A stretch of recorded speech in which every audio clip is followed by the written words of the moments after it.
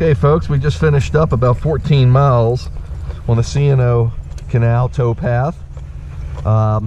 Purpose of today's mission was to start near Cumberland. That's near the end of the trail. The trail's 184.5 miles long, and the trail was built in the canal was built early 1800s, even the late 1700s it may have been started.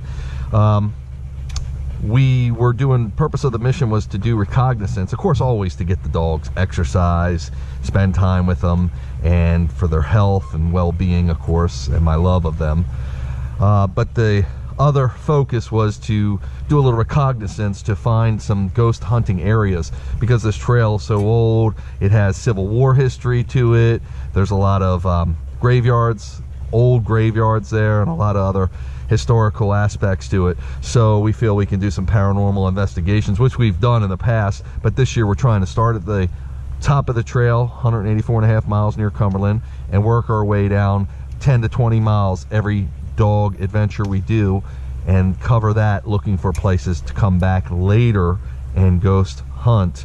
And we found a few places today, so if you've seen some of my video, you'll see them. But right now, we should be back here Friday. Today's Wednesday.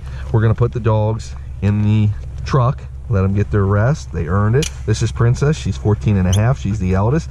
For the most part, she just rides in the seat. She gets down and runs a little bit. Most of it is, come on, good girl. Come on, good girl. Stay, guys. Stay with the bike, Jim. Most of the time she doesn't run fully, just because she's husky, she's stubborn. She can run about 5 miles a day, or at least every other day or so, which we do off leash. I'm just letting her get some bathroom action in here, which we do off leash. Come on, good girl. Come on, good girl. But on the bike, because the bike is getting her to go in a particular direction, and it's kind of like not her idea. She doesn't like to do it because she's a husky. Just gonna try to let her go for a sec. And she's trained off leash, but there's other vehicles around here and they're not supposed to be off leash. That's the only reason I'm not. Come on, good girl. Come on. Let's go. Trip. Come on, good girl. You can see the steps, and she climbs right in there, no problem. Good girl, Princess. Good girl. She's got water, as you see. And now we're gonna go back and get the boys. Now what I'll do for the boys is I'll leash them up, that it'll be easier. That was just me. Sorry. Hey Jim, watch that camera on top. All I'm doing is put the pole leash. Okay. Okay. Yes, sir.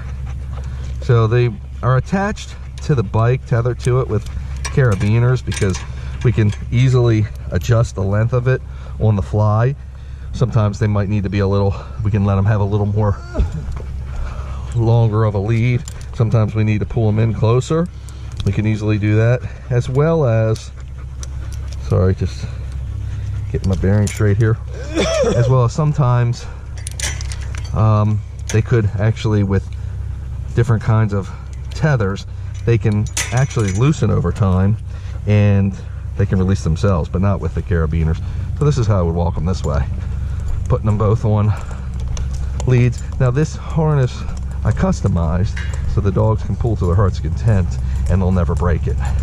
Now watch what I'll do. Stay. Boys are our truck. Boy. And chase truck. Good boy. Good boys. And you can see Princess right there, and then we'll get Jag. And I'll take their harnesses off before we head home.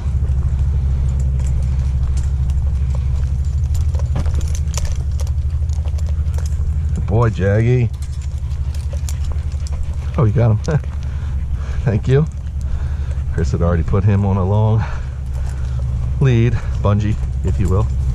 So now the steps are acting up a little bit.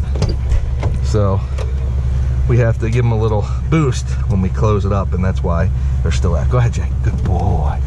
And that's how we load the dogs up. You can see the built-in water dish. And now I'll take the harness off, and we're gonna head home. Hope you enjoyed the show, folks. This is the Wolf Driver signing off. The Wolf Driver likes to inspire and explore. He gains knowledge, catches fire, and keeps wanting more.